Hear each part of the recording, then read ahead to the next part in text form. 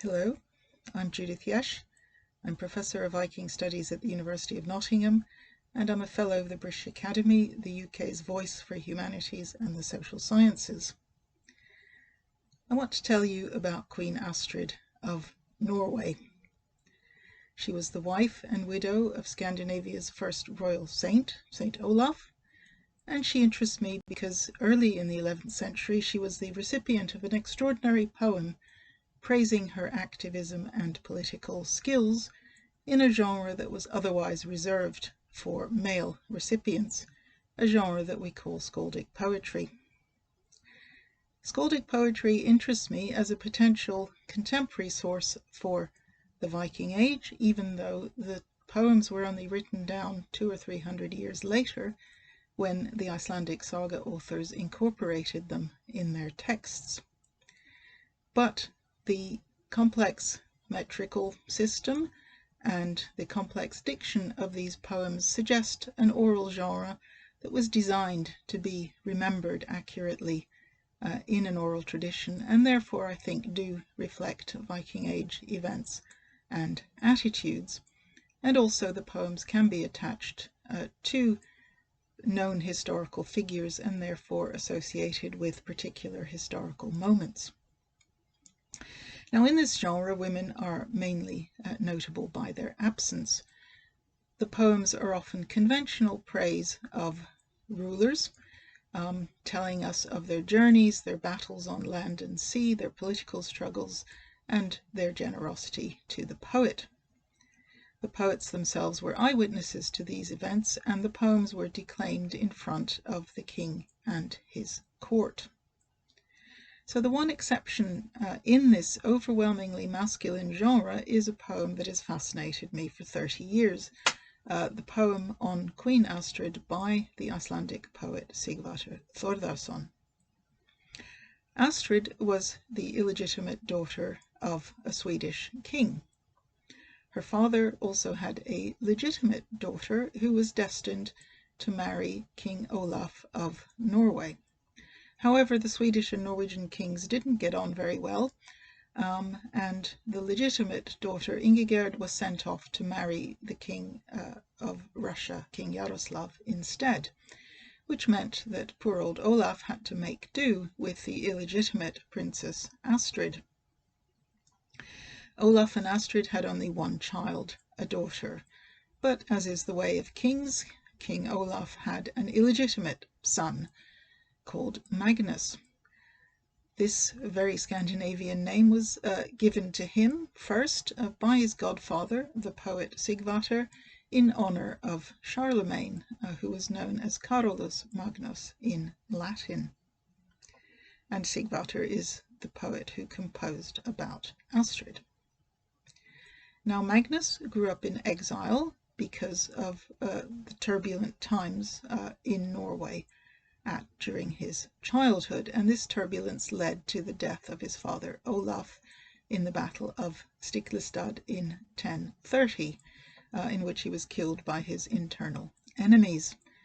Olaf's death was recognized as a martyrdom, and he very soon became Scandinavia's first royal saint.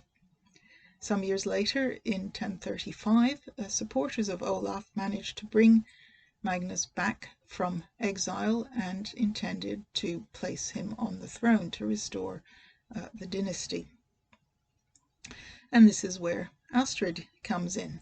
She too had been in exile in her home country of Sweden. She clearly saw some advantage to herself in her stepson becoming King of Norway, and perhaps I like to think she identified with him, as they were both the illegitimate offspring of Scandinavian kings. The story is told in Heimskringla, a history of the kings of Norway, written sometime in the middle of the 13th century by the Icelandic author Snorri Sturluson. And Snorri recounts that Astrid called an assembly in Sweden, at which she mobilized a large Swedish army, which was then able to aid Magnus in ascending to his father's throne and becoming the youngest ever king of Norway. And he needed this help because he was only about 10 years old at this time, so he wasn't able to fight his way to the top as most of his predecessors had done. So this is where Sigvatr's poem of praise for Queen Astrid comes in. Sigvatr was an Icelander who'd established himself as a close friend and favourite poet of the King of Norway, King Olaf. He composed a number of poems in praise of Olaf, both during his career and posthumously, and I have a particular affinity with Sigvatr because I edited a large number of his poems for the Skaldic project. This is an ongoing project to produce a complete corpus of all Skaldic poetry. And Sigvatr is one of my favourite poets, partly because of the clarity of his diction in what is otherwise a genre that can be obfuscatory. Sigvatr was also, as I've said, the godfather of Magnus, so he clearly took an interest in his welfare and career. In the poem on Queen Astrid, Sigvatr expresses his joy that Magnus has become King of Norway, but he also heaps some rather extraordinary praise on the Queen, and she's not praised for any queenly qualities. The praise is couched in the language that's normally used of male rulers. First of all, Sigvatr notes that his poem is intended to repay the Queen for the many bright treasures she has given him. Rulers were expected to be generous, and poets often mentioned this generosity in their praise by way of hinting perhaps that they expected further generosity. Sigvatr then goes on to describe how Astrid proclaimed the cause of Magnus before a massive army of Swedes at this assembly or thing. Now these things were generally masculine affairs. Men met at these assemblies to make laws, to prosecute cases, to generally politicize. And women did attend, but it was not normal for women to participate in these activities, or indeed certainly not to speak at the assembly. So this is the unusual aspect of Astrid's actions for which Sigvatr is praising her. He stresses the fact that she spoke. He calls it a bold deed. He mentions her decisiveness twice. And there's even a strong hint in the poem that she was acting in the way that normally only a man could be expected to act. The result of this was that she was the main reason, according to the poet, that Magnus was able to take up the throne and acquire his broad realm. As well as stressing her political skills, the poet adds a touch of saintliness to her actions. The 11th century rulers of Scandinavia were relatively new Christians who needed the support of the expanding Christian church to legitimize and justify their right to rule. And Sigvatr does this by saying that Astrid's actions were carried out together with the mighty Christ. The poem was no doubt composed out of Sigvatr's affection and admiration for the Queen.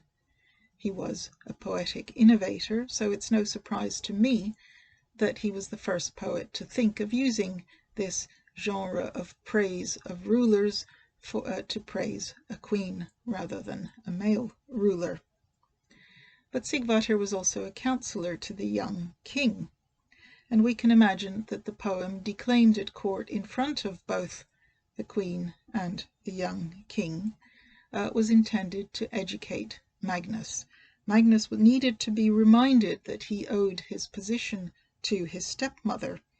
As Sigvatr says, generous Magnus has Astrid to repay for her bold deed. She, a deeply decisive woman, has helped her stepson in such a way as few others would. And then he ends the poem with, "I make true words to the lady's glory." And it's these true words of the Icelandic poet that ensure that we still know today about this remarkable Queen of Norway.